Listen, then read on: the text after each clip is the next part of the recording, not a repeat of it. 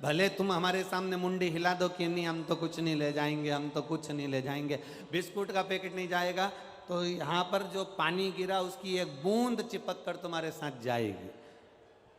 जो रज है, मिट्टी है, वो तुम्हारे साथ चिपक कर जाएगी। और सुनो, दुनिया के लोग कह दे कि मरने के बाद कुछ भी तुम्हारे साथ नहीं जाता। शिव महापुराण की कथा कहती है, तुमने जो भूखे को भोजन कराया, प्यासे को पानी पिलाया, किसी को कोई अच्छा कर्म किया, किसी की सेवा कर दी, तुमने जो अपना पुण्य कमाया है वो तुम्हारे साथ जाने वाला है, कोई दूसरे के साथ नहीं जाएगा। तुम्हारा पुण्य तुम्हारे साथ। ये बनखंडेश्वर महादेव समिति कमेटी, जो ये बनखंडेश्वर महादेव कमेटी जो ये कथा का आयोजित करी, और मुख्य यजमान श्री रानेश जी चौहान जी और श्रीमती अंजू जी चौहान जी जो इसके जजमान बने हैं। इस समिति, हमने पहले भी जब ये समिति, हम व्यासपीठ से हमेशा कहते रहते हैं कि चिंता कर कर कभी भी शिव महापुराण की कथा मत करना, क्योंकि शिव पुराण की कथा किसी की सामर्थ्यता नहीं है कि कोई करा ले। शिव महापुराण की कथा तो केवल देवादिदेव महादेव ही करा सकते हैं और कर सकते हैं। ये किसी की सामर्थ्यता नहीं। अगर जजमान परिवार आज दोनों बैठे हैं चौहान परिवार से, दोनों पति पत्नियां विराजमान है, उनके बच्चे विराजमान है, उनका कुटुंब, उनका परिवार अगर बैठा हुआ है, तो ये विश्वास मानकर चलना, आप नहीं बैठे हो, ये तो मेरा देव अधिदेव महादेव, क्योंकि शंकर की कथा में लिखा है शिव पार्वती ईश्वर जी गोरा जी बनकर, गणा और गौर बनकर, शंकर पार्वती यजमान बनकर बैठते हैं। रामचरितमानस की कथा होती तो जजमान होते, श्रीमद् भागवत की कथा होती राजा परीक्षित जजमान होते, विष्णु पुराण की कथा होती सूत सोनक का संवाद में यजमान होते। जितनी पुराणे होती हैं सबका यजमान होता है, केवल एक शिव महापुराण ऐसी होती है जिसका यजमान अगर बैठता है तो वो शंकर और पार्वती के स्वरूप में बैठता है। केवल एक शिव महापुराण की कथा जिसमें शिव और पार्वती यजमान बनकर बैठते हैं। ये कोई नहीं करा सकता। घर में बारात में 50 मेहमान आते हैं और 50 मेहमान आते हैं तो टेंशन रहती है। यहाँ 7 दिन तक 7-7, 8-8 लाख, 9-9 लाख, 7-7 लाख भक्त आते हैं तो चिंता महादेव को रहती है, यहाँ कोई दूसरे को नहीं।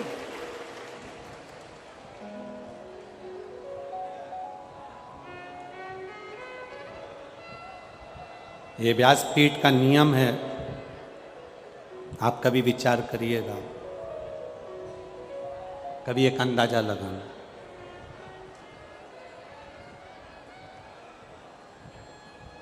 शिव महापुराण की कथा का कभी एक प्रयोग अपनी जिंदगी में कर कर देखना।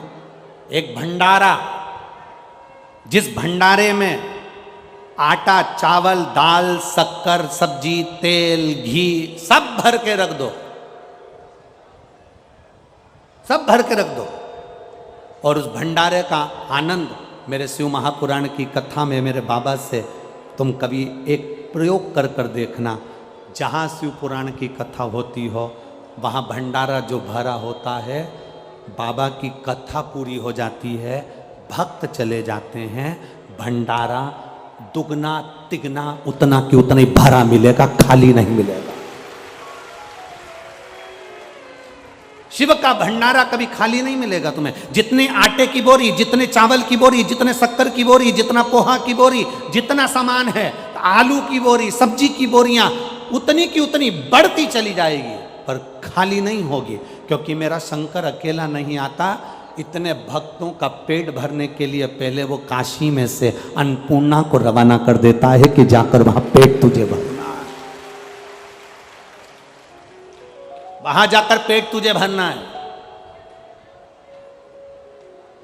बस निवेदन एक ही है, भक्तों के पेट भरने की जवाबदारी मेरे महादेव ने ले रखी है। पेटी भरने की जवाबदारी मेरे महादेव ने नहीं ली है, पेट भर देगा। तुम्हें खाली नहीं। एक पत्र आया है, देखिए किसी ने लिखा,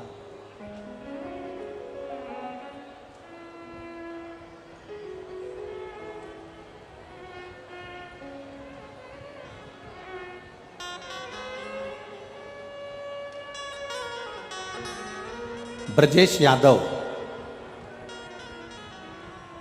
मैं यहीं मैनपुरी का रहने वाला हूं। कहीं बैठे हो ब्रजेश जी तो हाथ हिला सकते हैं। ब्रजेश यादव, मैं मैनपुरी का रहने वाला हूं। गुरुजी, भोले बाबा का क्या बखान करूं गुरुजी।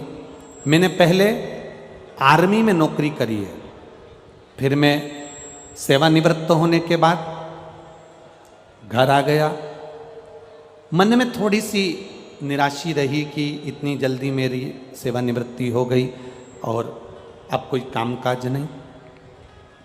तब मेरी धर्मपत्नी ने, जिसका नाम रेखा यादव है, उसने पशुपतिनाथ का व्रत करना प्रारंभ करा और मेरी पत्नी ने मुझसे कहा अपन दोनों सीहोर चलते हैं कुबेरेश्वर धाम, वहां से रुद्राक्ष लेकर आते हैं। हमारा रिजर्वेशन हो गया। बाबा की कृपा का हम क्या वर्णन करें। हम बाबा से ये कहने के लिए कुबेरेश्वर जा रहे थे कि मैं सेवानिवृत्त हो गया हूँ आर्मी में से, मेरी नौकरी वापस लग जाए कहीं पर भी, ऐसी कृपा कर दो। बस रिजर्वेशन पक्का करवाया और जाने की तैयारी होने लगी। इतने में कॉल लेटर आया कि आपका टेस्ट करने के लिए आपको बुलाया गया है। और वापिस मुझे बुलाया गया। मेरी पत्नी सीहोर गई, वहाँ से रुद्राक्ष लाई, कंकर लाई। हमने 21 दिन तक उसका पूजा अर्चना करी और बाबा से विनती करी कि मेरी नौकरी लग जाए। 25 फरवरी 2023 को मेरा वापस सिलेक्शन हो गया और मुझे सरकारी नौकरी वापस मिल गई। मैं बाबा को यहाँ नमन करने के लिए आया हूँ। शिव तत्व है। कहीं बैठे हों, ब्रजेश यादव मैनपुरी से हैं, पहले आर्मी में सर्विस करी है, उसके बाद अभी सरकारी नौकरी में। शिव तत्व आप ही हैं क्या? हाथ हिला दो एक बार। हर हर महादेव, हाथ हिला दीजिए एक बार। ये शिव तत्व है, ये ओघड़ दान, ये तरकाल।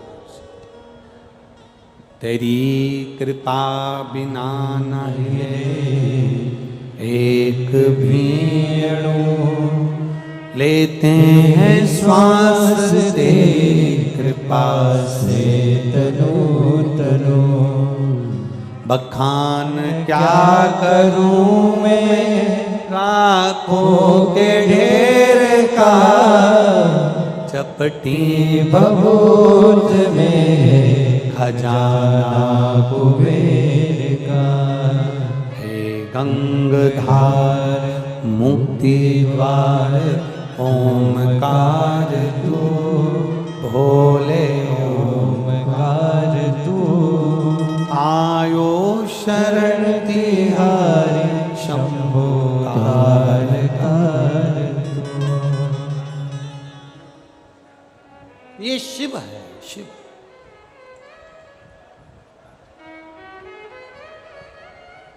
कई लोग कहते हैं गुरुजी आपके कुबेरेश्वर धाम में सीहोर में क्या है, कंकर शंकर में रुद्राक्ष में ऐसा क्या है।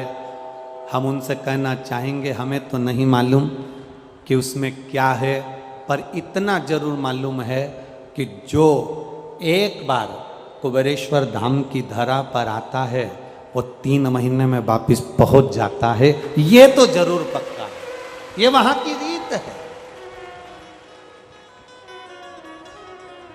कुबेरेश्वर धाम के रुद्राक्ष में क्या है हमें नहीं मालूम, पर उसके उस रुद्राक्ष का एक आनंद ये जरूर है, आप दुनिया के कितने रुद्राक्ष तुम्हारे पास में हो, उसको पानी में डालकर रखना, वो थोड़े दिन में बदबू मारेंगे और गल जाएंगे, टूट जाएंगे, सड़ जाएंगे। पर कुबेरेश्वर धाम का जो रुद्राक्ष होता है उसको रोज पानी में गलाओ, रोज शंकर जी को चढ़ाओ, रोज उसका आचमन करो। वो जैसा है, जैसी उसकी सुगंध है, जैसा उसका आनंद है, वो जिंदगी भर वैसा की वैसा रहता है, उसमें कुछ नहीं होता, क्योंकि वो शंकर कंकर की धरा का है, कोई साधारण नहीं है वो।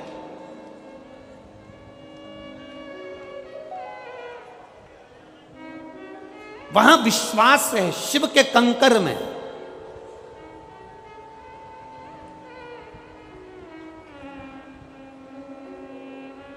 हाँ, ये जरूर है, बाबा की भूमि है कंकर शंकर की। अभी मंदिर का निर्माण चल रहा है, भवन का निर्माण चल रहा है, धर्मशाला का निर्माण चल रहा है, एक बड़ी गौशाला का निर्माण चल रहा है। ये सब धीरे धीरे बाबा के हाथ में है, बाबा कराने वाला है, ये उसके हाथ में और वो कराए।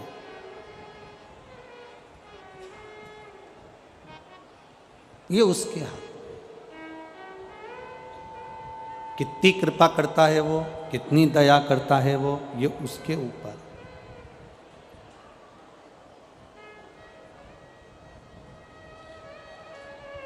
आपकी और हमारी सामर्थ्यता नहीं कि हम कुछ कर सकें।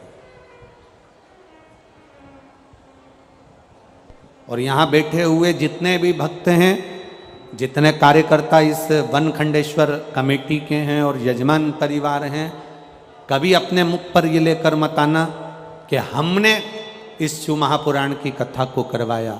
आपके मुख पर आना चाहिए ये तो महादेव ने शिव महापुराण की कथा को करवाया। हमारी क्या सामर्थ्यता है? लोग कहें कि क्या ले जाओगे, क्या लाए, तुम कहना मेरा पुण्य मेरे साथ में जाएगा। मैंने जो दान करा, मैंने जो पुण्य करा, मैंने जो सत्कर्म करा, सावन के महीने में, अधिक मास के महीने में, चतुर्मास के महीने में मैंने अगर किसी भूखे को भोजन कराया, एक गिलास पानी पिलाया है, मैंने अगर किसी रूप में भी किसी की सहायता करी है, वो पुण्य मेरा मेरे साथ जाएगा, वो किसी दूसरे के साथ नहीं जाएगा।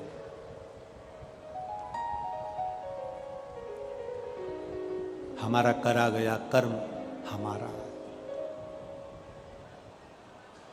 बाणासुर शिव का उपासक, एक काम था उसका, बाणासुर का, एक बेलपत्री को शंकर भगवान पर समर्पित करता था। एक बेलपत्र शिव को समर्पित।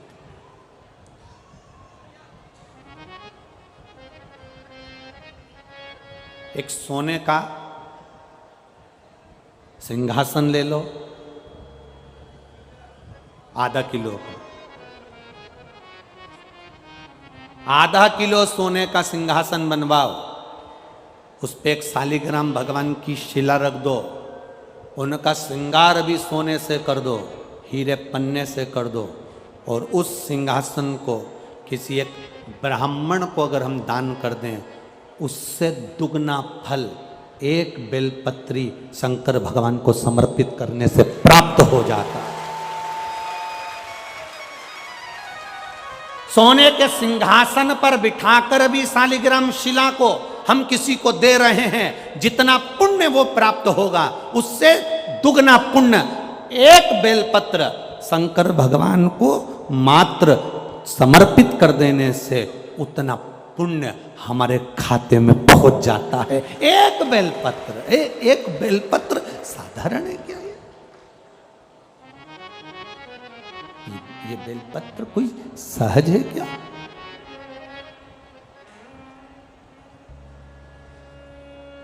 चौसठ देवियां, योगनियां, ब्रह्मा विष्णु महेश, 33 कोटि देवी देवता सब इस बेलपत्र के अंतर्गत विराजमान है। इस बेलपत्र में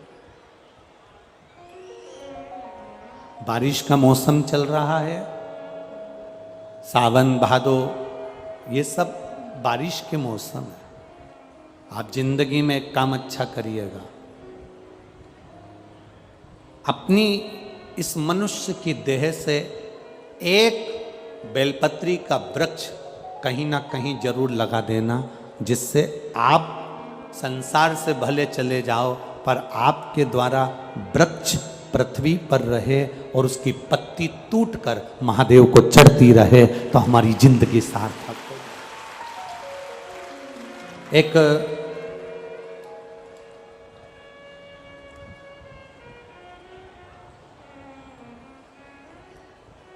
उज्जैन की एक संस्था है, अवंतिकापुरी की, अनाज तिलहन व्यापारी संघ उज्जैन अवंतिकापुरी, जिसके अध्यक्ष हैं श्री गोविंद जी खंडेलवाल। ये अनाज तिलहन व्यापारी संघ उज्जैन के द्वारा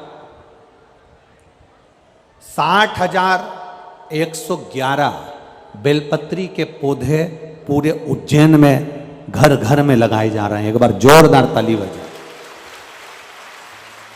और धन्यवाद दूंगा संपूर्ण भारत की जैन समाज को, संपूर्ण भारत के जैन समाज जिसमें तरुण सागर जी क्रांति मंच को धन्यवाद दूंगा, जो तरुण सागर जी महाराज जिन्होंने अपने कड़वे प्रवचन से पूरे भारत की भूमि को नहीं देश और विदेश को सम्मान दिलाया है। ऐसे परम पूज्य तरुण सागर जी महाराज का क्रांति मंच जैन समाज द्वारा, तरुण क्रांति मंच के द्वारा भी लाखों वृक्ष हरित क्रांति के रूप में पूरे विश्व में लगाए जा रहे हैं, पूरे भारत में लगाए जा रहे हैं। संपूर्ण तरुण क्रांति मंच को मेरी ओर से साधुवाद, धन्यवाद। दो चीजें अपने अंदर रखिएगा। एक, मंदिर से जो भी निर्माल्य चढ़े, मंदिर में जो भी फूल पत्ती चढ़े, उस निर्माल्य को गंगा में, यमुना में, सरयू में, सरस्वती में, नदियों में, बावड़ी में, तालाब में, कुएं में मत जाने दो। उसको मंदिर से उठाओ, उसकी खाद बनाओ या एक खड्डे में ले जाकर डालते जाओ। खाद बनने के बाद उसको पेड़ पौधों में डाल दो। हमारी नदियों को पवित्र रहने दो। जल का स्तर इस पृथ्वी पर बना रहे। नदी है, जल है तो हमारा कल है। इसलिए विठले सेवा समिति ने जगह जगह, समिति से जुड़े हुए लोग निर्माल्य विसर्जन की गाड़ियां चला रहे हैं अपने खर्चे से। सरकार कचरा उठाने का वाहन चलाती है सरकार के खर्चे पर यह दुनिया का पहली ऐसी क्रांति है, ये पहली दुनिया का ऐसा आनंद है शिवपुराण का कि निर्माल्य विसर्जन के रथ भक्त अपने खर्चे से चलाते हैं और बड़े उमंग के साथ मंदिर में जाकर निर्माल्य उठाकर लाकर उसकी खाद बनाकर वृक्षों को डालते। और मैं धन्यवाद दूंगा, यहाँ की भी एक निर्माल्य विसर्जन की गाड़ी, एक कलपत्र था उसमें वर्णन था, शायद नीचे रखा होगा, एक निर्माल्य विसर्जन की गाड़ी। कल भी भक्त आए थे कि हमारी गाड़ी यहीं खड़ी है, आप चलिए, पर भीड़ अधिक होने के कारणवश हम उस गाड़ी के पास नहीं जा पाए। तो निर्माल्य विसर्जन की गाड़ी जो भक्त चला रहे हैं अपने अपने नगर नगर में, शहर शहर में, गांव गांव में, उनको धन्यवाद, साधुवाद। स्वच्छ रखिए। हमारे परदादा ने पानी को नदी तालाब में देखा है। हमारे दादा ने पानी को कुएं और बावड़ी में देखा है। हमारे पिताजी ने पानी को घर में नलों में देखा है। हमने पानी को बोतल में देखा है। 2-4 पीढ़ी और आएगी ना तो पानी को फोटो में देखेगी, केवल फोटो। उस पानी को रक्षित करिए, सुरक्षित करिए, उस जल को बचाने का प्रयास करिए। अपने जीवन की सार्थकता के साथ में एक वृक्ष बेलपत्री का अवश्य लगाएं और कहीं ना कहीं अपने हाथ से एक पौधा अवश्य लगाएं, जिससे आने वाले समय में ये पूरी पृथ्वी हरी बनी रहे और जो कोरोना काल में ऑक्सीजन की जो कमी पड़ी थी, अगर आपने वृक्ष लगाया तो जिंदगी में अगर कोई बीमारी भी आ गई ना तो हमको ऑक्सीजन की कमी ना पड़े और ये वृक्ष हमारा साथ दे जाए। ये वृक्ष हमारा साथ। बाणासुर का एक नियम था, बाणासुर का एक नियम बड़ा भारी था। एक बेलपत्र शंकर भगवान को समर्पित करना, शिवलिंग का निर्माण करना, बेलपत्र समर्पित करना। सारी तप साधना व्रत का पुण्य है एक बेलपत्र शिव को समर्पित करना। पहले शुरू में जब हमने शिव महापुराण की कथा वाचना प्रारंभ करी थी, अब तो जितने भी वक्ता हैं बाबा की कृपा से ऐसी क्रांति है शिव पुराण की आई कि सब अब शिव पुराण वाचने लगे।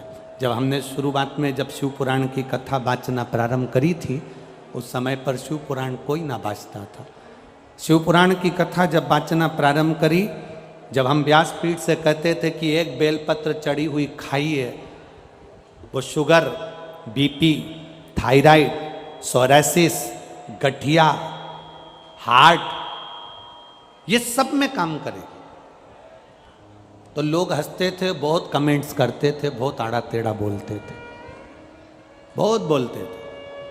शंकर भगवान पर चढ़ा हुआ बेलपत्र खिला रहे हो, शिव जी पर चढ़ी हुई तो कोई वस्तु नहीं खाना चाहिए, शंकर भगवान पर चढ़ा हुआ कोई सामान नहीं लेना चाहिए। बहुत कमेंट्स करते थे लोग, आप शब्द बोलते थे, ताने देते थे, गालियां देते थे। आज भी दुनिया के कई लोग ऐसे हैं कि आज भी बोलने में पीछे नहीं हटते। तो हमारा निवेदन, धीरे धीरे लोगों ने इस बेलपत्र को खाना चालू करा, शुगर, बीपी, थायराइड सब उनका ठीक होना चालू हुआ। तो फिर साइंस के लोगों ने भी रिसर्च करा कि इस बेलपत्री में ऐसा क्या है जिससे लोगों की शुगर, बीपी, थायराइड, सोराइसिस सब ठीक हो रहा है। तब मालूम पड़ा कि एक बेलपत्री में वो तत्व छुपा हुआ है जो हमारे शुगर के अंदर के सारे तत्वों को समाप्त कर कर शुगर को लेवल में लाकर खड़ा कर देता है और बीपी को लेवल में लेकर आ जाता है। एक बेलपत्र, एक बेलपत्र।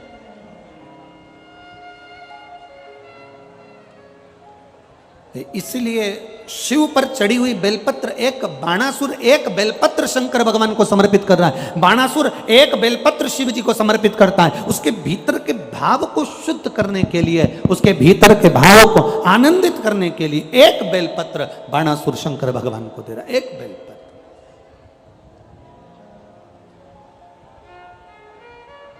फिर निवेदन करेंगे, आपके पास में बेलपत्र नहीं है, मंदिर चले गए हो, बेलपत्र नहीं आपके पास में, मंदिर में जो बेलपत्र चढ़ी हुई हो उसको उठा लो, धो लो, बाबा से विनती कर कर वही बेलपत्र देवाधिदेव महादेव को वापस समर्पित कर दो। शिव उसे स्वीकार कर लेंगे, शंकर उसे।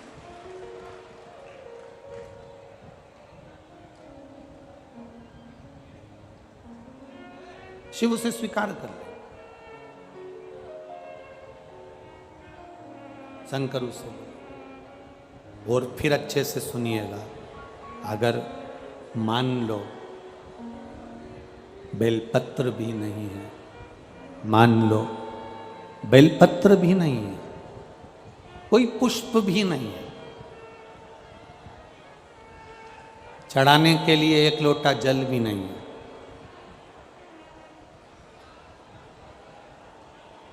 पूजन का कोई सामान तुम्हारे पास में नहीं है, तब एक काम करना, बाबा के मंदिर में जाकर थोड़ी सफाई करना,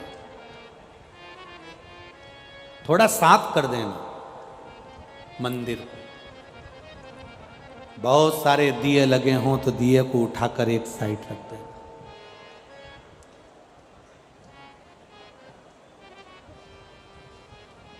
मोहल्ले की 50 माताएं अगर पशुपतिनाथ का व्रत कर रही हैं तो मोहल्ले की 1-2 माता ऐसी हो जो पशुपति व्रत करने के लिए अगर माताएं मंदिर के अंदर आती हैं तो तुम 2-3 बर्तन मंदिर के अंदर रखो। कोई प्रसाद रख कर गया है उसको उठाकर बर्तन में खाली करो और शाम के समय आरती के बाद सारा प्रसाद बच्चों को, बड़ों को, जिसको बांट सकते, जिसका व्रत ना हो पशुपतिनाथ। कोई अगर पशुपतिनाथ का व्रत कर कर गई है, प्रसाद मंदिर में रखकर चली गई है, दिए मंदिर में रखकर चली गई है, फिर निवेदन करूंगा। एक पत्र किसी बेटी ने लिखा है कि मैं बड़ी दुखी हूं, मुझे बहुत कष्ट है और मैं अपनी कष्ट की जिंदगी जी रही हूं। मैं उस बेटी से निवेदन करूंगा, बेटा किसी के सामने जाकर हाथ मत फैलाना। तो पशुपतिनाथ के व्रत अगर कोई माताएं कर कर जा रही हैं, कोई लोग कर कर जा रहे हैं, वहां दिए छोड़कर चले गए, प्रसाद छोड़कर चले गए, तो उन्हीं को संभाल कर एक साइड रख, उस प्रसाद को उठाकर मंदिर में अगर पुजारी हो तो बात दूसरी है, नहीं तो तुम सेवा कर रहे हो, उठाकर किसी भूखे को खिलाना चालू कर दे। तुझे जो पुण्य मिलेगा तो दूसरी बार कथा में मिलेगी तो ये कहेगी कि मेरे को बाबा ने भंडार भर कर दे दिया। नहीं है तुम्हारे पास में बेलपत्र, नहीं है तुम्हारे पास में जल, नहीं है तुम्हारे पास में चावल, नहीं है तुम्हारे पास में एक लोटा पानी, मत चढ़ाओ। आप बाबा के मंदिर की चाकरी करो। मेरे भोले तेरी नौकरी सबसे बढ़िया है, सबसे खरी, तेरे दरवाजे की चाकरी सबसे बढ़िया है, सबसे खरी। का जब गुल खिला तब जा कर के ये दर मिला हो, तेरी किस्मत का जब गुल खिला तब जा कर के ये दर मिला हो। मिल गई मुझको चौखट तेरी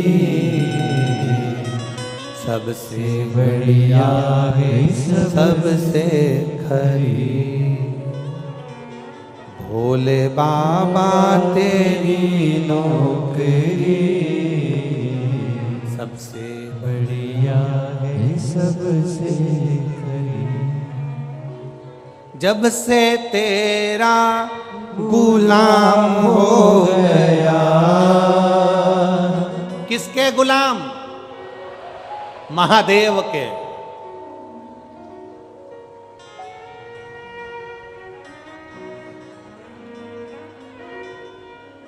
बहुत सारी कथाएं तो हम व्यासपीठ से कहना नहीं चाहते, नहीं तो कह देना तो लोगों को बड़ा बुरा लग जाता। दुनिया के लोगों को तुरंत काली मिर्ची तुरंत लग जाती। जितनी बार हम अभिषेक करवाते हैं उतनी बार काली मिर्ची तो लगती है लोगों को, पर अलग से भी लग जाती है। इस चक्कर में हम बहुत सारी बातें तो कहते नहीं हैं, हम बहुत सी चीज़ें नहीं कहते। हम इतना जरूर कहना चाहेंगे, आप दूसरे का झंडा उठाकर चलते हो, दूसरे की जय जयकार कर कर चलते हो, दूसरे की गुलामी कर कर चलते हो।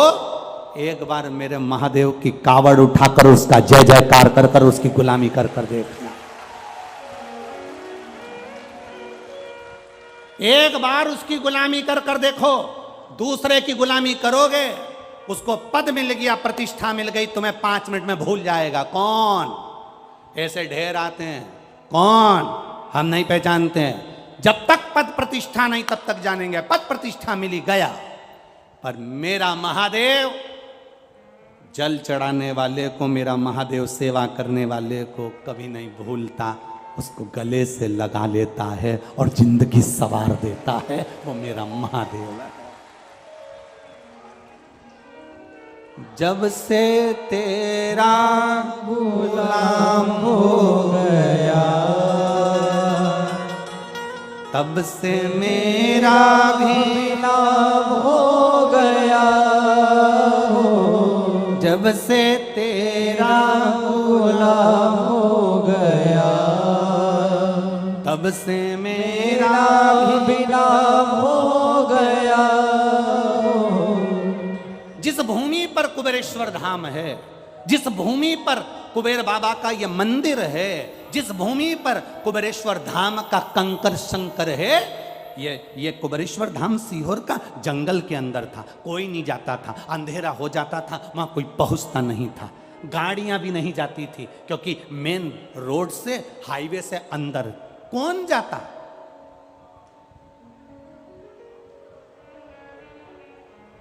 ये शरीर बाबा बुलाता, वहां सांपों ही सांपों का ढेर रहता, सांप बहुत रहते कंकर शंकर की धरा पर, सांपों का क्रम। अब वहां जाते, सेवा करते, झाड़ू लगा लेते, थोड़ा सा पोछा लगा लेते, थोड़ी सी सेवा चाकरी कर देते। कंकर बहुत थे, उसी में सर्प घूमते थे, तो मन में आता था कि ये कंकर में सांप जब चलते होंगे तो उनको रगड़ लगती होगी, इसलिए कंकर को बीन कर एक साइड रख देते थे। पर सांपों का भी काम ऐसा था कि वो कंकर में जाकर प्रवेश करते थे। बड़ी विचित्र था। उस समय कोई नहीं आता था, जंगल क्षेत्र, कोई कौन पहुंचे। एक कुआं बाबा का वहां कंकर, और उसी कंकर की सफाई, आराधना, चाकरी, सेवा करते करते जब से तेरा गुलाम हो गया, हमने सोचा भी नहीं था कि बाबा हाथ पकड़कर मैनपुरी तक लेकर आ जाएगा, इतने कथाओं का आनंद करा देगा, ये सोचा नहीं था। उसकी गुलामी करी है, और करो। ठाठ से कहना, अगर कोई तुमसे पूछे किसके गुलाम हो, किसके नौकर हो, किसकी नौकरी करते हो, तब छाती ठोक कर कहना, मेरे काल अधिपति महाकाल की नौकरी करता हूं, मेरे कुबेर भंडारी की नौकरी करता हूं, मेरे कुबेरेश्वर धाम की नौकरी करता हूं, उसकी चाकरी करता हूं, उसकी सेवा करता हूं।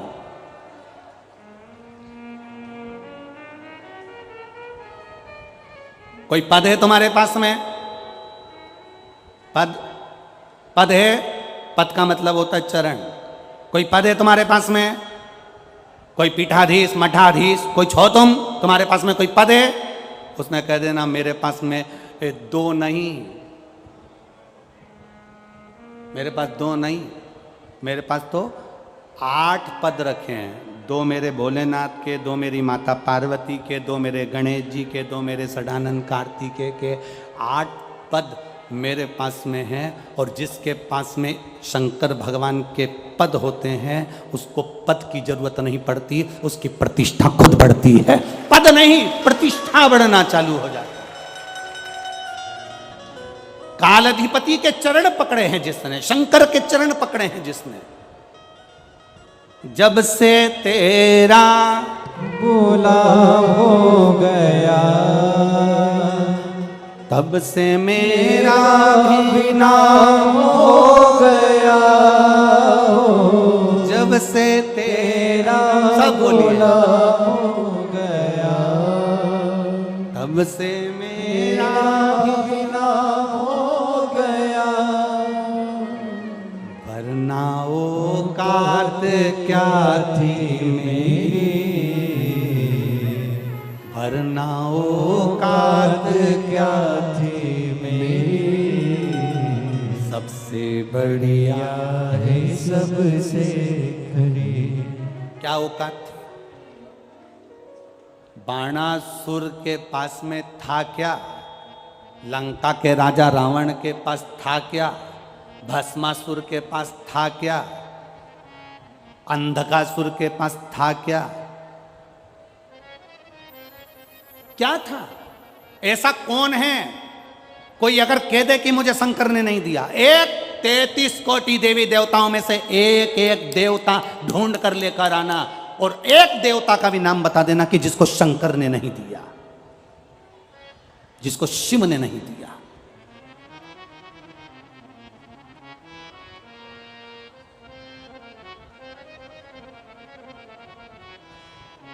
राजा अच के घर में दशरथ जैसे बेटे दिए, राजा दशरथ के घर में राम जैसा बेटा दिया, राजा राम के घर में लवकुश जैसे बेटे दिए, ये उसकी ही तो कृपा है, और कौन देता। भगवान कृष्ण के घर में 1,77,186 बच्चे दिए, ये उसी की तो कृपा है, कौन देता।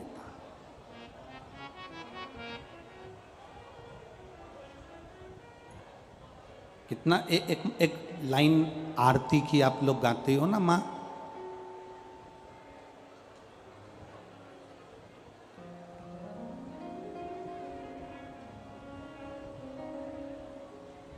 सतियों के सत को सवारता भी वही है,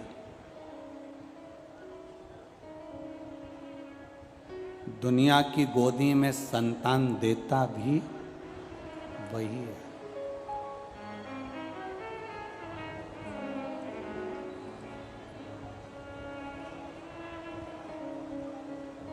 सब कुछ दिया उसने।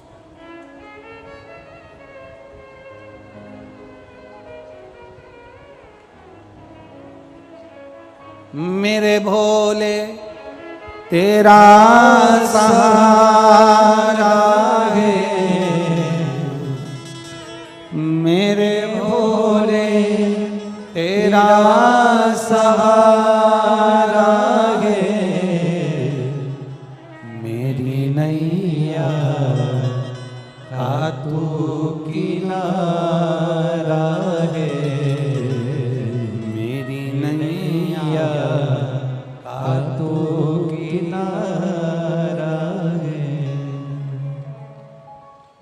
उसके सहारे हम, बाणासुर ने एक बेलपत्र समर्पित कर कर कर शंकर भगवान से वर प्राप्त कर लिया था कि मुझे हजारों भुजाएं दे दो, राजसी ठाट दे दो, वैभव दे दो, सत्ता दे दो, सब कुछ बाणासुर को मिल गया था, सब कुछ।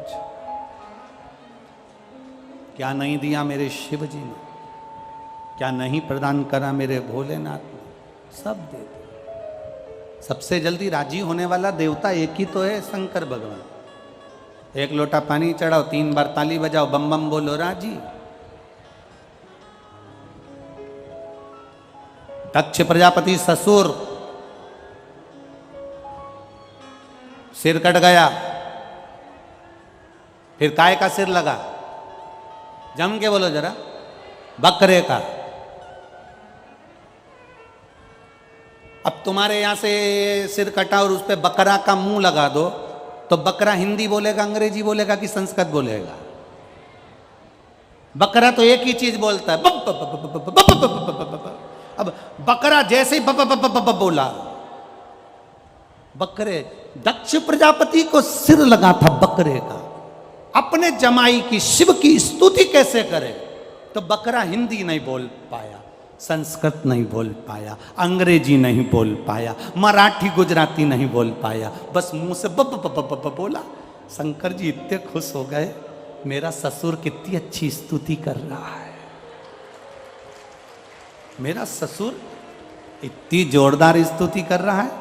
शंकर भगवान ने उसी समय अपने ससुर के सामने दर्शन दे दिया। ससुर के सामने जिस दिन बकरे ने बब बब बब बोला और शिव जी प्रसन्न हुए, शंकर भगवान ने उसी दिन कह दिया, सुनो दक्ष प्रजापति, तुमने बकरे का मुख लगने के बाद भी मेरी स्तुति करी है, जो मेरे मंदिर में आकर बम बम बोलेगा, समझ लूंगा कि मेरा ससुर आया है और उसको भंडार भर दूंगा। अब जितने भी मंदिर में जाते हैं वो चिल्ला चिल्ला कर कहते हैं बम बम भोले, तो शंकर भगवान समझ जाते हैं मेरा ससुर आया। अब कई माताएं भी बोलती है बम बम भोले, तो शंकर भगवान समझ जाते हैं कि सास भी साथ में आई। तो उसमें मेरा वो घरदानी तो रिश्ते बनाने में नंबर 1, संबंध अच्छे। अब तुम्हारा और शंकर जी का रिश्ता कौन सा हो गया? ससुर और दामाद का। बोलो सही है गलत है? भगवान से रिश्ता बहुत करीब का बनाकर रखना, बहुत करीब का।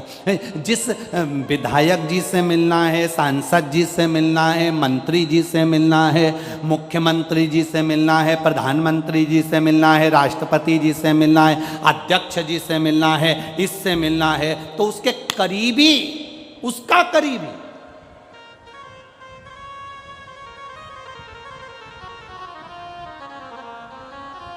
तुम जाओ किसी के यहाँ मंत्री संतरी कलंतरी के यहाँ पूछो और जाकर कहो, अंदर जाकर बोल दो भेरू सिंह आया है। दरवाजे पे जितने लोग खड़े होंगे ना, वो भेरू सिंह के बाहर निकाल के सिंदूर चढ़ा देंगे। चलो निकलो बाहर, निकल जाओ यहां से बाहर। अरे जाकर तो बोलो भेरू सिंह आया है। अब मंत्री जी को भी कह दिया साहब कि भेरू सिंह आया है। मंत्री जी के ऐसा भेरू तो ना जाने कितना है, निकल बाहर। अब इतने में जाते से कह दिया, जाकर कहो मंत्री जी से, जाकर कहो मंत्री जी से कि तुम्हारी साला आया है। साला मंत्री लिया, अंदर लिया, जल्दी जा अंदर लेके आ उसको। जाकर कह दो मामा जी का छोरा आया है, अंदर लेके आ। मौसी का बेटा आया, अंदर लेकर आ। रिश्ता बना है ना, इसलिए उसको अंदर बुलाना पड़ेगा। तुम मेरे महादेव से बाप बेटी का, बहन भाई का, माता पिता का एक रिश्ता ऐसा बना लो कि बाबा भी कह दे इसको कुबेर का भंडार दे दे, ला अंदर, ला इसको अंदर। संबंध ऐसा बनाना, रिश्तेदारी अच्छी बनाओगे। रिश्तेदारी अगर अच्छी है तो नहीं तो मालूम पड़े तुम अगर आपकी अगर रिश्तेदारी दमदार नहीं है तो फिर तो तुम यहाँ बाहर खड़े होके चिल्लाते रहो साहब अंदर जाके बोलो कि हम आए, हम अंदर जाके बोलो हम आए। कौन बोले?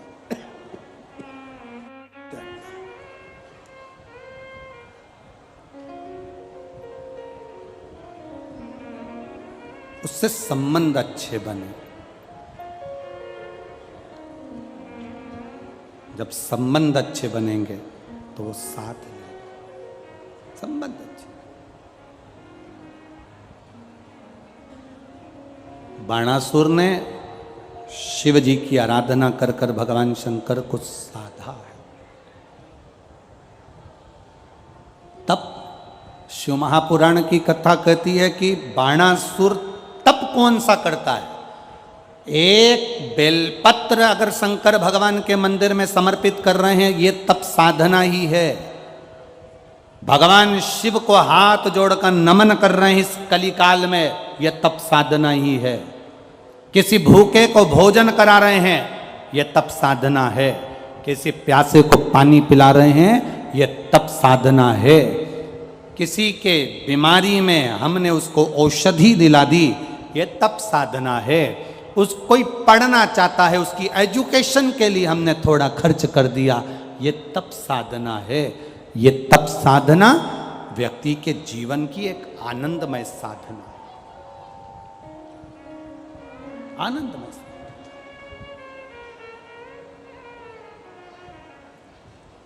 ये कथा जब पूरी हो जाएगी, आज 28 तारीख को यहाँ आज कथा पूरी होगी। 2 दिन के बाद में 1 तारीख से फिर वो कथा तिल्दा नेवरा छत्तीसगढ़ में प्रारंभ हो जाए। इस कथा का नाम है तप, शिव महापुराण की कथा। वहाँ जो कथा होगी उसका नाम है कावड़, शिव महापुराण की कथा। उस कथा में हमें ये समझना है कि परशुराम भगवान ने कावड़ उठाई, भगवान विष्णु ने कावड़ उठाई, भगवान ब्रह्मा ने कावड़ उठाई, पार्वती जी ने कावड़ उठाई, षडानंद कार्तिकेय जी ने कावड़ उठाई, गणेश जी ने कावड़ उठाई, श्री हनुमंत लाल जी ने कावड़ उठाई, श्री राम जी ने कावड़ उठाई, भगवान कृष्ण ने कावड़ उठाई। उस कावड़ शिव महापुराण की कथा में हमें ये जानना है कि देवताओं ने जो कावड़ उठाई थी, स्वयं मनु और शत्रुपा ने कावड़ उठाई। उस कावड़ का महत्व क्या है? जो उसमें बांस बांधा जाता है, उस बांस का महत्व क्या है? उसमें 2 कलश लोटे बनते हैं, उसका महत्व क्या है? कावड़ लेकर जाने वाले के घर में क्या कर देना चाहिए जब कावड़ लेने जाए कि उसके घर में जिंदगी में कभी संपदा की कमी ना आए? वो कावड़ का महत्व क्या है? लोग उठाए और चल दिए कावड़ लेकर, वो नहीं, घर में ऐसी क्या चीज रखकर जाएगा कि आते से ही कावड़ का थोड़ा सा जल बचा हुआ उस पर डालेगा, तो वो सिद्धता से कम नहीं है। तो 10 किलोमीटर, 25 किलोमीटर, 50 किलोमीटर, 100 किलोमीटर चलकर गया है, चढ़ाया जल, उस जल में से थोड़ा सा जल बचाकर जो तू लाया है, वो जल किस जगह पर डलना चाहिए जिससे हमारे घर में जिंदगी में कभी धन संपदा की कमी ना आए, वैभव की कमी ना आए। वो कावड़ का महत्व समझे तो लोग।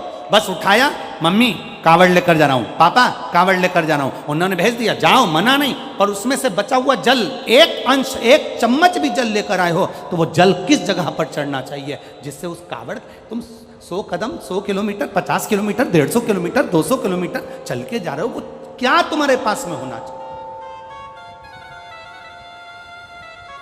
किस जगह पर?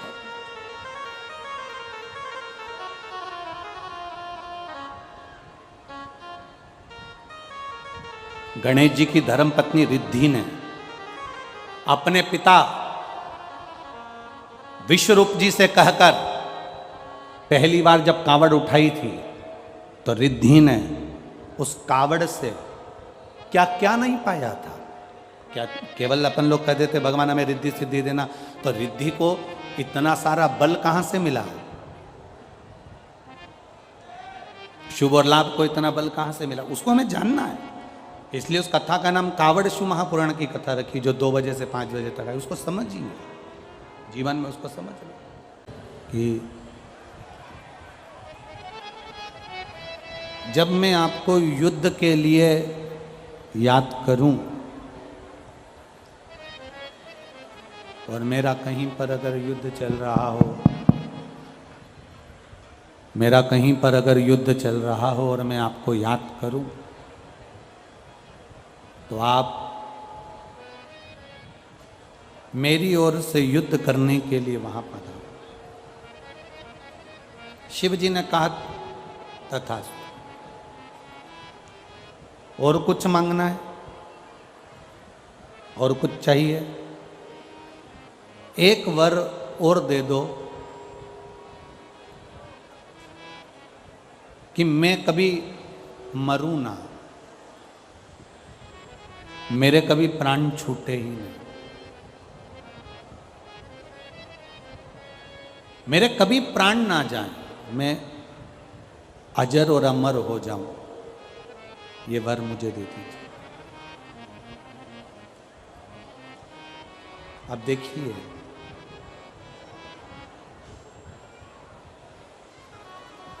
सारी दुनिया में केवल एक मृत्यु सत्य है, संपूर्ण दुनिया में केवल एक मृत्यु की सत्यता है।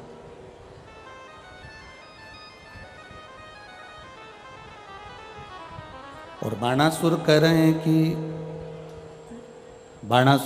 हैं कि ये मृत्यु पर मेरी विजय हो जाए, मैं अजर अमर हो जाऊं, ऐसा वर दे दो। शिव जी ने कहा ये तो नहीं हो सकता कि तू मरेगा नहीं, और कुछ अगर मांगना हो तो तू मांग सकता है, और कुछ अगर तेरी मर्जी हो तो तू मांग।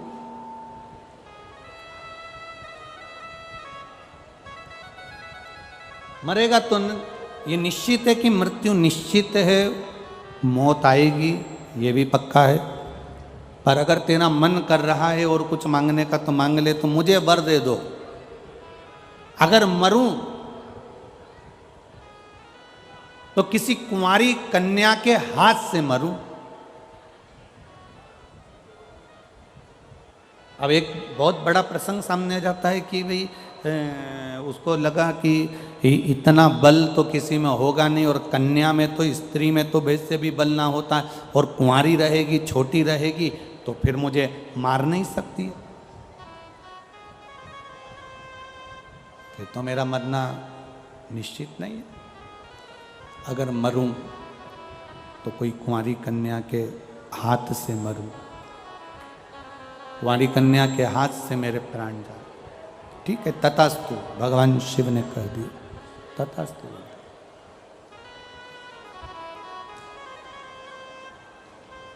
जब व्यक्ति के पास में बहुत सारा वैभव आ जाता है, जैसे बाणासुर के पास में शंभु शंभु शंभु, बाणासुर के पास में जैसे बहुत सारे हाथ आ गए, थोड़ा डीले कम कर दो, बाणासुर के पास में बहुत सारे हाथ आ गए। अब इतने सारे हाथ आ गए कि दुनिया के लोगों को मालूम पड़ गया कि यहाँ पर इसके बहुत सारे हाथ हैं, तो कोई लड़ना ही नहीं चाहता, कोई झगड़ा ही नहीं करना चाहता। अब इसने जाकर भगवान शिव जी से कहा, भोलेनाथ जी मेरे इतने सारे हाथ आपने दे दिए, बाणासुर कह रहा है मेरे सहस्त्र हाथ आ गए, इतने हाथ आ गए, अब मुझसे कोई युद्ध नहीं लड़ता, इसलिए भोलेनाथ जी मेरा मन करता है कि मैं आपसे युद्ध लड़ूं। अब जिसने दिया, जिसने प्रदान किया, अब उससे युद्ध लड़ने के लिए जा।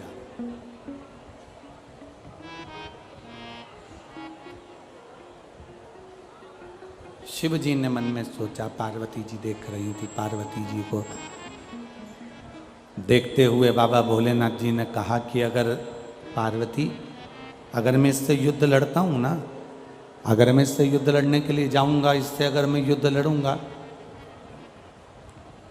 और मैंने क्रोध में आकर अगर इसके हाथों को काट दिया, तो दुनिया के लोग कहेंगे कि महादेव ही ने वर दिया था और महादेव ने हाथ काट दिए। शिवजी ने वर दिया और शंकर भगवान ने काट दिया, तो ये तो दुनिया के लोग मुझ पर हंसेंगे।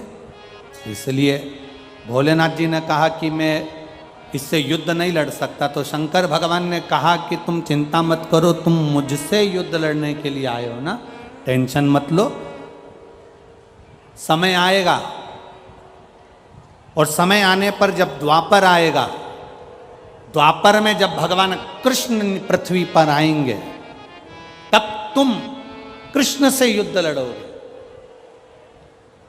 और तुम्हारे हाथ बहुत ज़्यादा हैं, तुम्हारे हाथ तुम्हें लग रहा है कि मेरे ये हाथ बहुत सारे हैं, तो मैं कोई मुझसे युद्ध नहीं लड़ता, भगवान कृष्ण तुमसे युद्ध लड़े।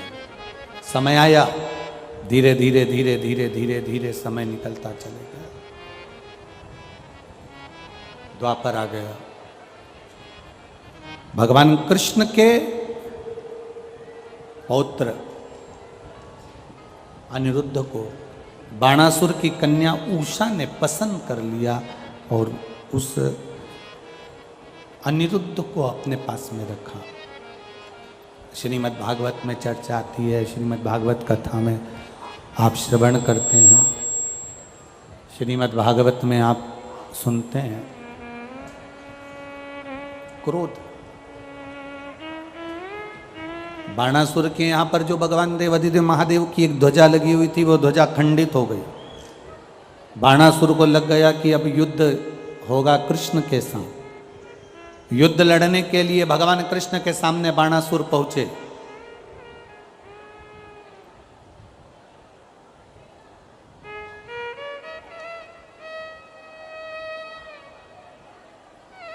अब इधर बाणासुर है,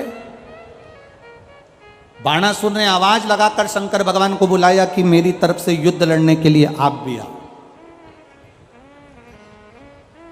बाणासुर है, शंकर भगवान है, दोनों युद्ध लड़ने के लिए तैयार।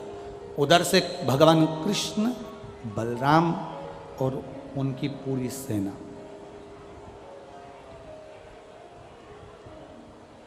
भगवान शिव जी ने भगवान कृष्ण को देखा और भगवान कृष्ण ने भगवान शंकर को देखकर दोनों एक दूसरे को प्रणाम कर रहे हैं। कृष्ण देवाधिदेव महादेव को प्रणाम कर रहे हैं और महादेव भगवान कृष्ण को प्रणाम कर रहे हैं। दोनों एक दूसरे को प्रणाम कर रहे हैं, दोनों।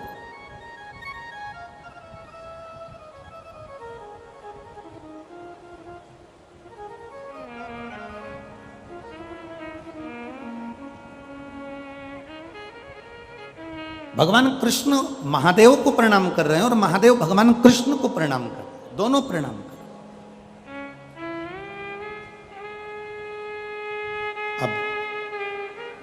द्वारिकाधीश ने, भगवान कृष्ण ने, द्वारिकानाथ ने शंकर भगवान को देखकर विनय करी, निवेदन करा, प्रभु एक बात बताओ, मैं आपसे युद्ध कैसे लड़ सकता हूं?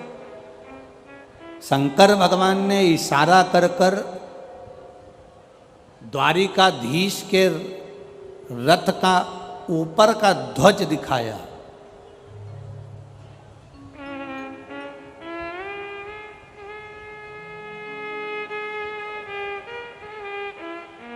जिस ध्वज पर आगे के ओर श्री हनुमंत लाल जी विराजमान थे। अब आज जब द्वारिकाधीश आए हैं बाणासुर से लड़ने के लिए, तब रथ अर्जुन का साथ लेकर आए। उस रथ पर हनुमान जी विराजमान थे। शिवजी ने इशारा करा हनुमान जी की ओर। द्वारिकाधीश नीचे उतरे, हनुमान जी से हाथ जोड़कर बोले, प्रभु पधारो जरा नीचे। राम अवतार में तुमने हमारा साथ दिया, आज कृष्ण अवतार में साथ दीजिए।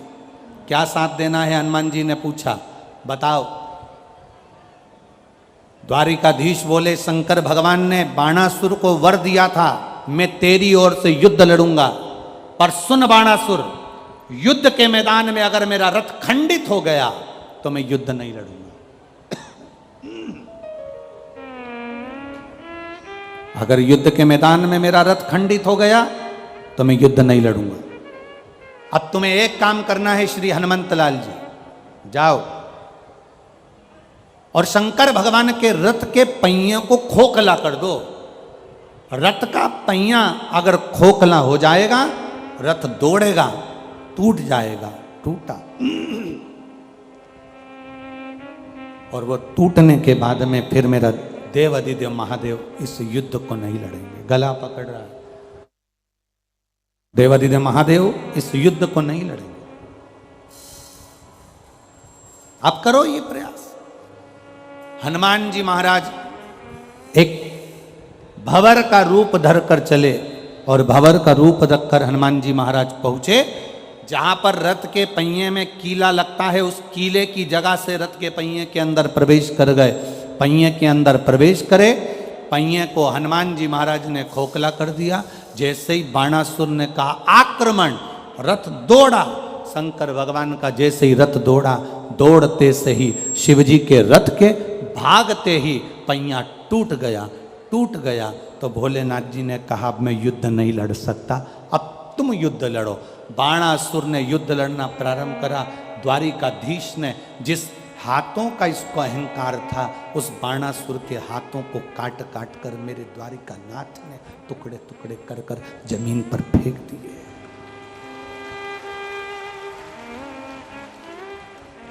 जिस अहंकार में आप अपनी जिंदगी को जियोगे,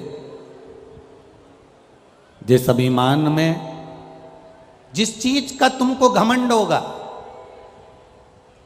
जिस चीज का तुमको अहंकार होगा, वो सबसे पहले खींची जाती है, सबसे पहले छीनी जाती है। अब व्यक्ति को अहंकार, ये काया पाने के बाद सबसे ज्यादा व्यक्ति को अहंकार जिस जिस चीज का आता है वो चीज उससे छुड़ा ली जाती है। इन दांतों को अहंकार रहता है, मैं काट लूंगा, मैं खा जाऊंगा, मैं काट लूंगा, खा जाऊंगा। मरने से पहले सबसे पहले यही निकल के सोफा सेट बाहर हो जाता। काया का अहंकार रहता है, मैं कितनी सुंदर, दिन भर दर्पण और सुंदर। मरने से पहले ये काया भी बेकार हो जाती है। बाल का अहंकार होता है तो सीवर वाले महाराज के भी चले गए।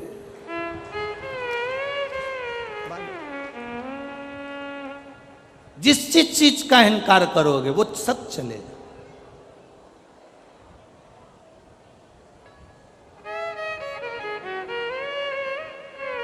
धन का अहंकार करा, धन चले गया।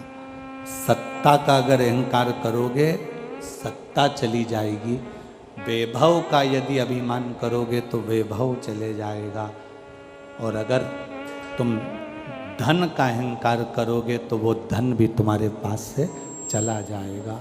ये अभिमान तुम्हारे पास में अगर है तो वो परमात्मा को आने में नहीं, परमात्मा को आने ही नहीं देता। अहम,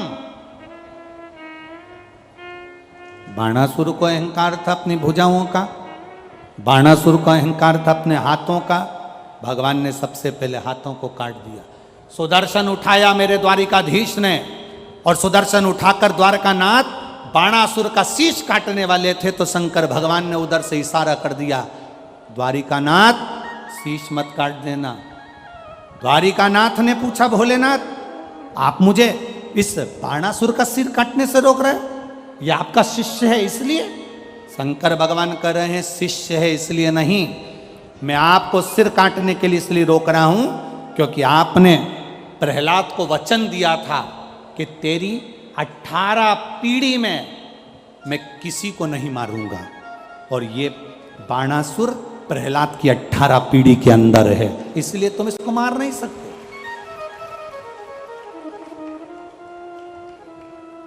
ये प्रहलाद की 18 पीढ़ी के अंदर है, तुम इसे मारोगे नहीं, तुम इसे मार नहीं सकते, तुम इसे मारिए नहीं। अब द्वारिकानाथ ने अपने सुदर्शन चक्र को वापस लिया, द्वारिकाधीश ने अपने सुदर्शन चक्र को वापस लिया, और द्वारिकानाथ ने बाबा भोलेनाथ जी से कहा, फिर इसका अंत कैसे होगा, इसके प्राण कैसे छूटेंगे, शरीर कैसे छूटेंगे? शिव जी ने कहा, इसने वर मांगा है, मरूं तो कुंवारी कन्या के हाथ से मरूं, कुंवारी कन्या के हाथ से।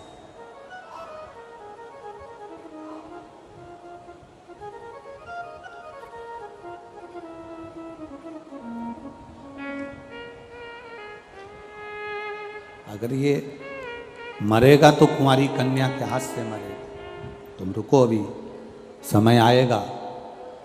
बाणासुर के अब केवल 2 हाथ बचे हैं, बाकी के सारे हाथ कट कर गिर गए, क्योंकि अभिमत्ता में आ गया था, अहंकार में आ गया था, और अहमता में आने के कारण इसका सब कुछ चले जाता, सब कुछ। अहंकार में आने के बाद, अभिमत्ता में आने के बाद, अहमता में आने के बाद में बाणासुर के हजारों हाथ कटकर गिर गए, केवल 2 हाथ बचे। जब व्यक्ति के पास में अहमता रहती है, अहंकार रहता है, तब तक वो किसी को नहीं गिनता। जब अहमता चली जाती है तब समझ में आता है कि मेरे सिवा फिर कुछ भी नहीं, एक सहज शून्यता का भाव उसके सामने आ जाता।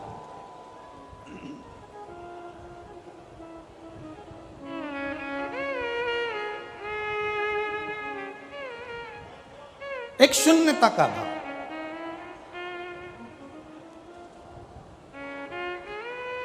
और शिव के पास पहुंचने के लिए वो शून्यता बहुत जरूरी है। देवादिदेव महादेव के करीब में जाने के लिए वो शून्यता बहुत जरूरी है। अहंकार में 3 गए, धन, वैभव और वंश। ना मानो तो देख लो, रावण, कौरव और कंस, ये अहम में चले गए, अहंकार में निकल गए।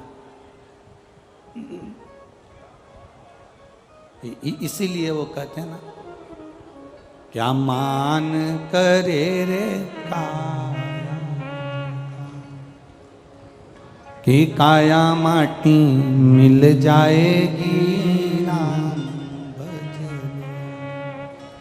राम भज ले हरि का नाम भज ले, कहीं तो राम मिल जाएंगे, राम क्या मान करे रे दौलत, वो दौलत माटी मिल जाएगी, क्या मान करे रे बेटे का, पड़ोसी बेटा बन जाएंगे, क्या मान करे रे बेटी का, ओ बेटी जमाई ले जाएंगे। ये शरीर जो मिला है भगवान की भक्ति का जो मूल तत्व प्राप्त हुआ है, शंकर भगवान की अविरल भक्ति का जो आनंद, गला पकड़ रहा है माइक, भगवान शिव की भक्ति का जो एक रस तत्व हमें प्राप्त हुआ है,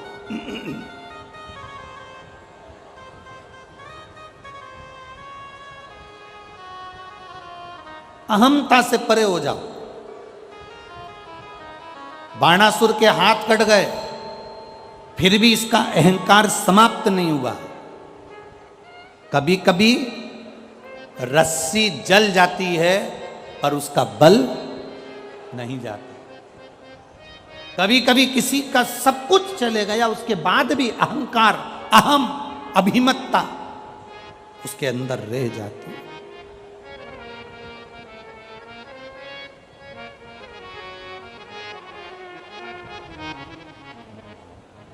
वैभव गया, सत्ता गई, राजपाट गया, उसके बाद भी अहंकार उसके अंदर, अहम। बाणासुर ने अपने क्षेत्र में जितने भी, बाणासुर के क्षेत्र के अंदर जितने भी, बाणासुर को मालूम था मेरी मृत्यु कुंवारी कन्या के हाथ से होगी, तो बाणासुर के क्षेत्र में जितनी कन्याओं का जन्म होता था, बाणासुर के क्षेत्र में जितनी कन्या जन्म लेती थी, बाणासुर उन कन्याओं को मारने का प्रयास कर देता था। एक बहुत ध्यान देने वाला विषय है ये। संसार के एक एक व्यक्ति के हृदय में ये बात होना चाहिए कि माता के गर्भ से बेटा हो रहा है, बेटी हो रही है। शिव महापुराण की कथा तो यहाँ तक कहती है कि बेटा एक कुल को तारता है और बेटी दो कुल को पार लगा देती है। वो बेटी का जीवन।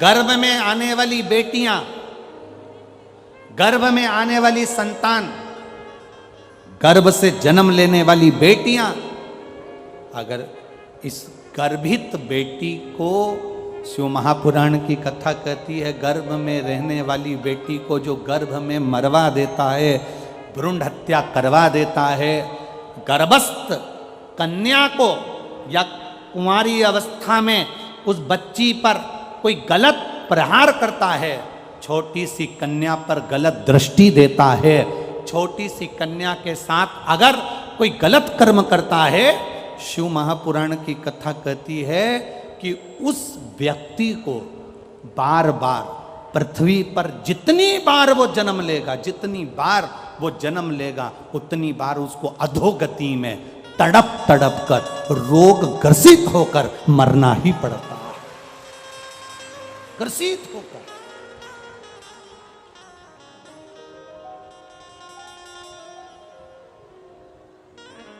ये इतनी सारी माताएं बैठी हुई है, आप अपने घर का अंदाजा लगा कर देखिएगा।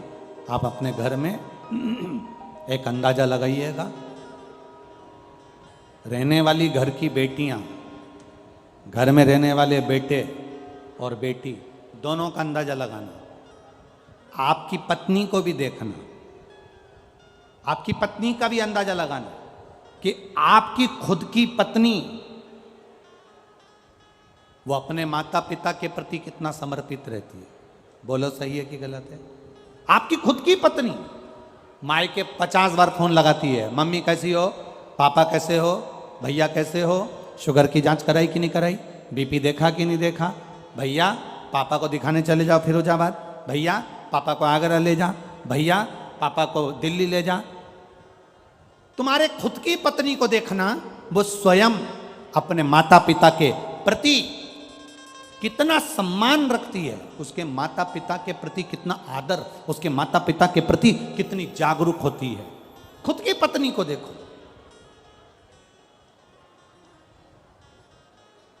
इसलिए निवेदन है, अगर तुम्हारे घर में बेटा जन्म ले रहा है तो समझ लो तुम भाग्यशाली हो। पर तुम्हारे घर में अगर बेटी जन्म ले रही है तो तुम समझ लेना कि सौभाग्यशाली हो, सौभाग्यशाली। अगर बेटी का जन्म हो रहा है, किसी कुंवारी कन्या का, किसी कुंवारी बेटी का, किसी छोटी सी कन्या पर अगर आप गलत दृष्टि दे रहे हो, तुम छोटी सी कन्या पर अपनी गलत विचार रख रहे हो, छोटी सी कन्या पर गलत दृष्टि दे रहे हो, किसी कन्या के लिए तुम निंदा, 4 निंदाओं को वर्जित किया गया है। ठीक है, बहुत ध्यान देना आज की कथा का, ये सूत्र अपने अंदर उतार कर रखना। 4 निंदाओं को वर्जित किया गया। एक, सौभाग्यवती नारी, सुहागिन स्त्री, मांग में सिंदूर भरी हो, गले में मंगलसूत्र हो, हाथ में चूड़ा हो, पांव पैजनिया हो, किसी के घर की भी वो स्त्री हो, किसी के घर की भी वो नारी हो, वो किसी के घर की अगर मांग में सिंदूर भरी है, मंगलसूत्र पहनी है, चूड़ी पहनी है, बिछुड़ी पहनी है, सौभाग्यवती नारी की कभी निंदा नहीं करना चाहिए। दूसरी, गर्भवती नारी, किसी नारी का गर्भ है, गर्भ धारण करने के बाद उसका उदर, उसका पेट अधिक दिख रहा है, कम दिख रहा है, गर्भवती नारी हॉस्पिटल जा रही है, मार्ग से, रास्ते से, रोड से निकल कर जा रही है, उस गर्भवती नारी को देखकर कभी अपशब्द मत कहना, कभी निंदा मत करना।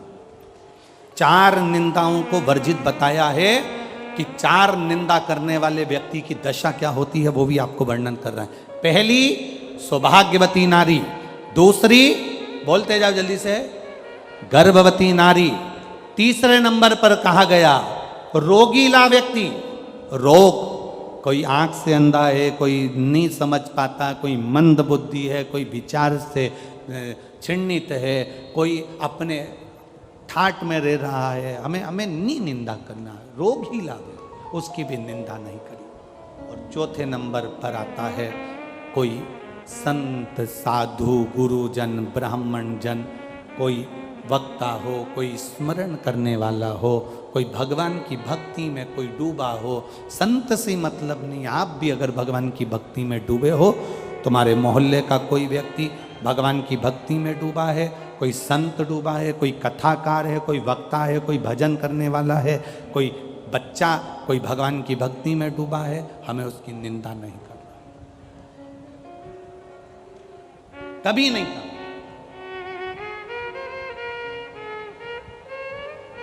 आज के जमाने में व्यासपीठ पर बैठकर लोग एक दूसरे की निंदा करते रहते हैं, कई लोग, और वहां सुनने वाले भी बैठे रहते हैं। उस समय पर खड़े होकर बोलना चाहिए आपको कि महाराज जी, हम यहां निंदा सुनने नहीं आए, हम यहां भगवान की कथा सुनने के लिए आए। व्यासपीठ पे बैठकर लोग दिन भर निंदा करते हैं, उस महाराज जी ने ऐसा बोला तो उसकी निंदा कर दी, उस महाराज जी ने ऐसा बोला तो उसकी निंदा कर दी। हम 3 घंटे का समय निकालकर अपने घर से चलकर कथा को सुनने के लिए आए हैं, किसी कथाकार की या किसी वक्ता की या किसी संत की निंदा सुनने के लिए नहीं आए। आप संत की बड़ाई करिए, संत का व्याख्यान करिए, पर निंदा ना करिए। निंदा नहीं श्रवण करना, हमें अपनी भक्ति में, ये शिव महापुराण की एक अलग आनंद था। इस व्यासपीठ ने आज तक किसी की निंदा का क्रम ही नहीं करा। वो भगवत भजन जितना कर सकते हो, जितना स्मरण कर सकते हो, जितनी भक्ति कर सकते हो, जितना शिव तत्व को अपने अंदर उतार सकते हो उतना उतारो, जितना शंकर को अपना बना सकते हो उतना बना लो। ये कथा हमेशा बस शिव को पाने का तरीका बताती रही है। ये कथा कभी निंदा को करने के लिए जागरूक ही नहीं होती, क्योंकि समय नहीं है इतना। कल आपको कथा में कहा था कि ये कथा में इतना है कि इसको बोले जाएं तो कम पड़ता है। इसीलिए तो आपने देखा होगा बहुत सारी कथाएं होती हैं जिसमें कथा के अंदर 2, 3, 4 भजन आ जाते हैं। पर आपने टीवी पर भी देखा होगा केवल एक ये कथा शिव पुराण की ऐसी होती है जिसमें भूल से 1 आध भजन आ जाता है, और कभी कभी बाबा की कृपा हो जाए तो 2 भजन हो जाते हैं, नहीं तो भजन ही नहीं आता। कथा इतनी विस्तार, शिव तत्व को हम कैसे पाएं, शंकर को अपना कैसे बनाएं, शंकर को पाने का तरीका क्या हो सकता है, बेलपत्री का गुण क्या हो सकता है, जल की महत्वता क्या हो सकती है, उसको पाने का तरीका हम ढूंढें। निंदा करने के लिए व्यासपीठ नहीं होती कि आप बैठ गए और उस महाराज की निंदा कर दी, वो महाराज की निंदा कर दी, उसके लिए बोल दिया, उसके लिए ना ना ना ना। भक्ति का बल कैसे बढ़ाया जाए, भक्ति के बल को कैसे बढ़ाए, शिव तत्व को कैसे बढ़ाए।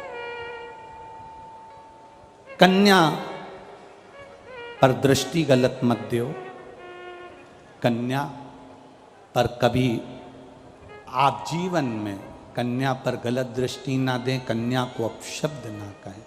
बाणासुर को मारने के लिए माता पार्वती जी ने एक छोटी सी कन्या का रूप धारण करा और स्वयं माता पार्वती कुंवारी कन्या बनकर बाणासुर का संहार कर दिया और कहकर मारा, बाणासुर सुन ले बाणासुर, ये तेरी गति जो बिगड़ी है ना, ये तेरे कर्म से बिगड़ी है। तूने कन्या का आदर नहीं करा, उसको गर्भ में मरवा दिया।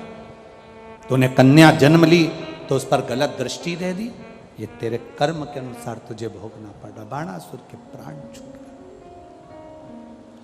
12 ज्योतिर्लिंग का स्मरण कर रहा है, शिव महापुराण वर्णन कर रही है। सोमनाथ जी का वर्णन करा, चंद्र को काया का रोग हुआ, बाबा देवाधिदेव महादेव ने काया के रोग से मुक्त किया। आगे वर्णन आया श्री मल्लिकार्जुन का, भगवान षडानंद कार्तिकेय जी रुष्ट होकर चले गए, जिनको मनाने के लिए भगवान शंकर पार्वती जी ने उनको मनाया। फिर अगला वर्णन आया है श्री महाकालेश्वर, दूषण नाम के राक्षस के लिए भगवान शंकर कालाधिपति बनकर प्रकट। फिर अगला वर्णन है ओंकारेश्वर, विंद नामक पर्वत के तप से शिव जी प्रसन्न होकर वर प्रदान करे।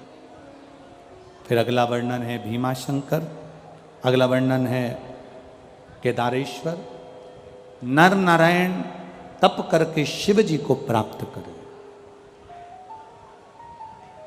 पशुपति नाथ भगवान का आधा भाग केदार में रहा, आधा भाग नेपाल में डोलेश्वर महादेव के रूप में गए। पशुपति व्रत एक ऐसा व्रत होता है जिसमें ना कोई किताब पढ़ी जाती है, ना कोई पोथी पढ़ी जाती है, ना कोई कहानी पढ़ी जाती है। केवल 5 व्रत पशुपति नाथ के होते हैं। जिस दिन पहला व्रत करो, सुबेरे के समय पर पूजन की थाली लगाकर भगवान का अभिषेक पूजन मंदिर में जाकर करो, विनती कर कर वापिस आओ, पूजा की थाली रख दो। उसी थाली को शाम को जब लेकर जाओ, मीठे का घर में बना हुआ मीठे का प्रसाद, जो भी मिठाई आप बना लें वो ले जाओ। 6 दिए थाली में रख कर लेकर जाओ। मंदिर में 6 दिए नीचे जमीन पर रख लो, प्रसाद के 3 हिस्से कर दो, भगवान की पूजन कर दो। पूजन कर कर 5 दिए प्रज्वलित कर दो मंदिर के अंदर। जब 5 दिए मंदिर के अंदर प्रज्वलित हो जाएं, प्रसाद के 3 हिस्से हो जाएं, एक बिना जला हुआ दिया जो जमीन पर रखा था 6 नंबर का, वो उठाकर वापिस थाली में रख लो, जो जला नहीं। प्रसाद के 1 हिस्से को थाली में रख लो, 2 हिस्से मंदिर में रहने दो। पूजन अर्चना कर कर बाबा से विनती कर कर, बाबा आज मेरा पहला पशुपति व्रत है, आप स्वीकार करना। बाबा से निवेदन कर कर आओ। घर पर आने पर जो 6 नंबर का दीप है वो घर की ओर मुख कर कर, घर के दरवाजे के सीधे हाथ, आप अंदर जा रहे हैं तो आपका सीधे हाथ की ओर बैठकर घर की ओर मुख कर कर पशुपतिनाथ भगवान का स्मरण कर कर दीप प्रज्वलित करो। घर के बाहर दिया लगाकर अंदर प्रवेश कर जाओ। जो प्रसाद का 1 हिस्सा है, भोजन करने से पहले वो प्रसाद का 1 हिस्सा पहले खाओ, फिर भोजन करो। प्रसाद का जो हिस्सा है उसमें से किसी को नहीं देना है, वो प्रसाद का हिस्सा केवल आपको पाना। क्योंकि प्रसाद के हिस्से में से अगर हम किसी को देंगे तो फिर वो 4 या 5 हिस्से हो जाते हैं, तो उसका भाव खत्म हो जाता है। इसलिए उसको स्वयं पाए। 5 व्रत पूरे हों, बीच में कहीं जाना पड़ जाए, कोई व्रत पड़ जाए जिसको तुम करती आई हो और वो सोमवार के दिन पड़ गया, तो फिर पशुपति व्रत मत करो, पहले वाला व्रत कर लो जो करती हुई आई हो, इस व्रत को अगले सोमवार कर लो। रजस्वला धर्म बीच में आ गया, छोड़कर अगला व्रत कर लो। करना 5 ही व्रत है, 5वां व्रत वापिस आए, भगवान की जैसी आराधना रोज करी हर सोमवार वैसी करो। एक श्रीफल लेकर जाओ, कुछ भेंट लेकर जाओ, बाबा के चरणों में समर्पित करो। 108 चावल का दाना या पत्ती या फूल की पत्ती या बेलपत्र आदि जो भी तुम बाबा को समर्पित करना चाहते हो वो चढ़ा दो। विनती करो, बाबा आज मेरा 5वां व्रत हो रहा है, नियम से दिल से बाबा के लिए अगर तुमने व्रत करा है, 5 व्रत अगर पूरे होंगे, मेरा देव अधिदेव महादेव आपकी मनोकामना 5 के अंदर ही पूरी कर देगा। 5 व्रत बाबा के करो। ये पशुपति व्रत बाबा केदारेश्वर के रूप में विराजमान हुए।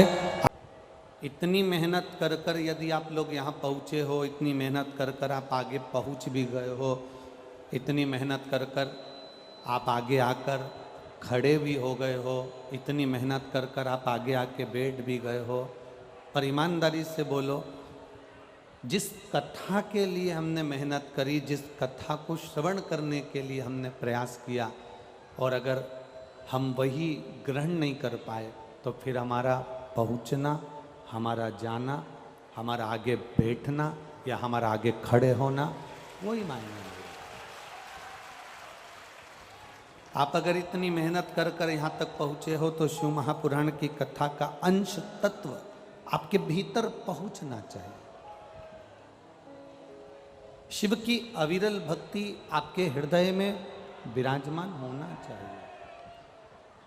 और जब भगवान शिव की अविरल भक्ति हमारे भीतर विराजित हो तो समझो कि हमने शिव तत्व को प्राप्त किया। एक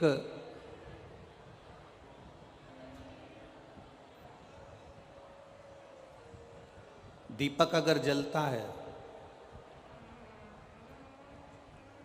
उसमें बाहर की अगर हवा लगेगी ना, तो वो दीपक को बुझा देगी।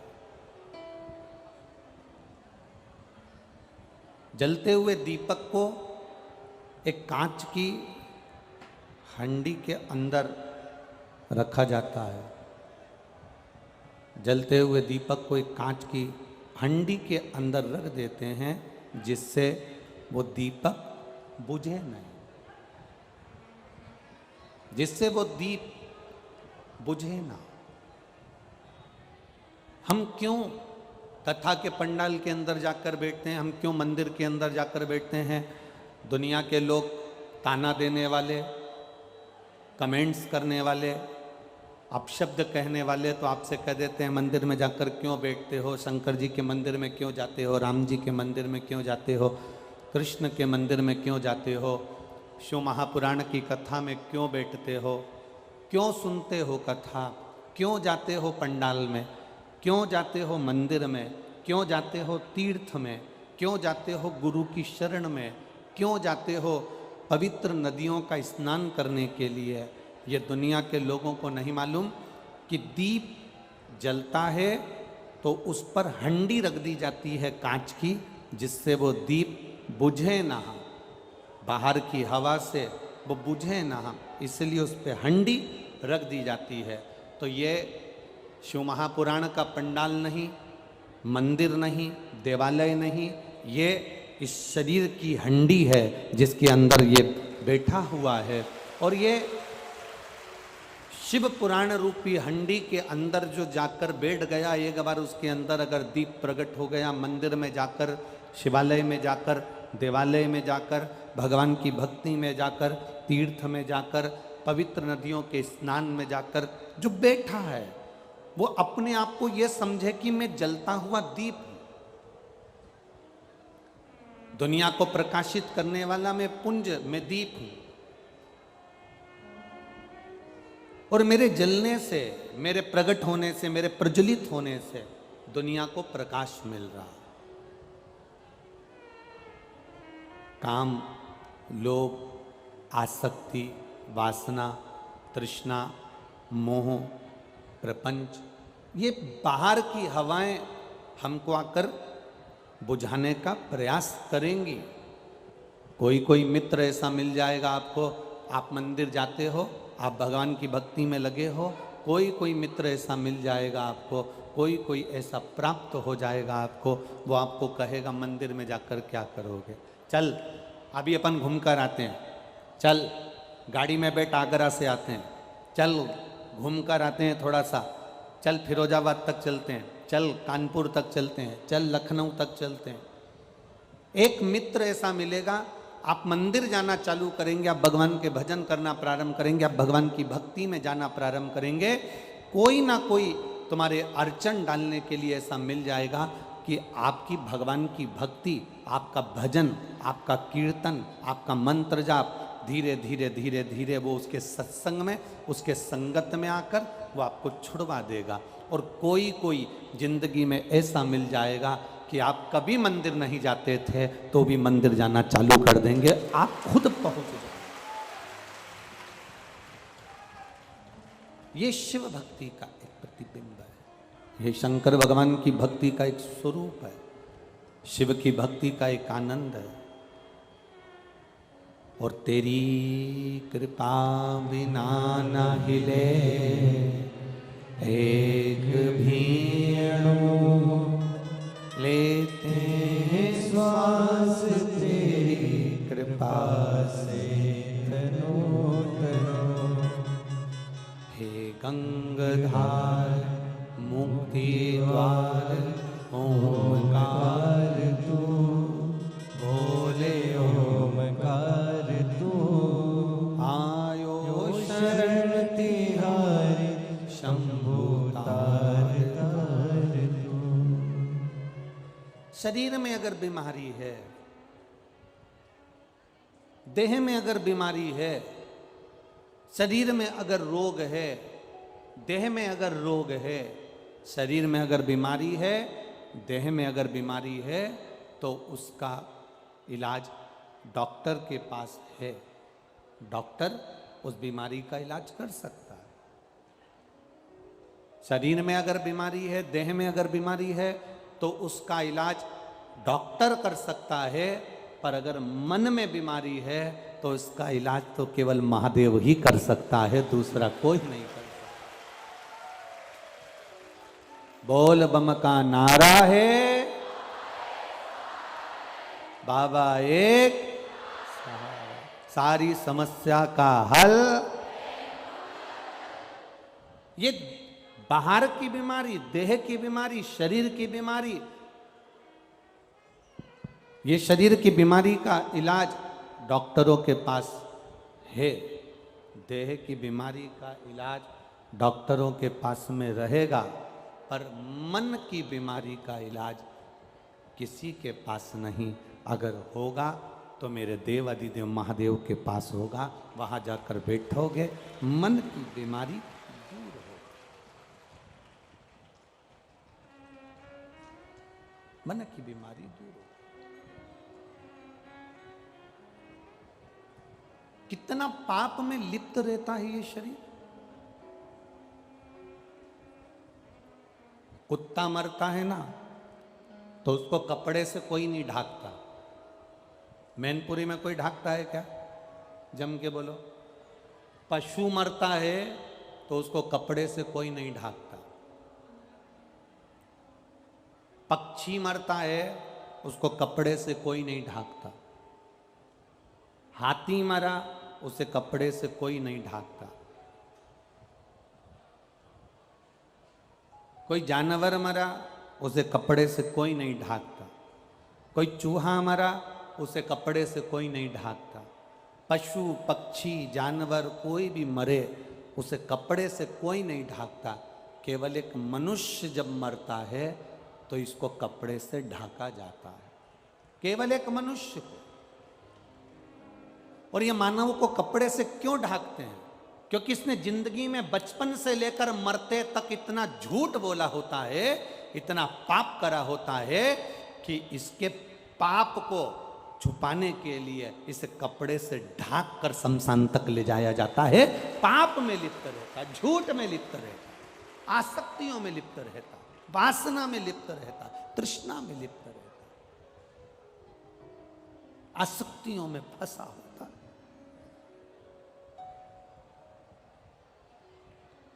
किसी जानवर को कपड़े से नहीं ढाकते, किसी पशु पक्षी को कपड़े से नहीं ढाकते,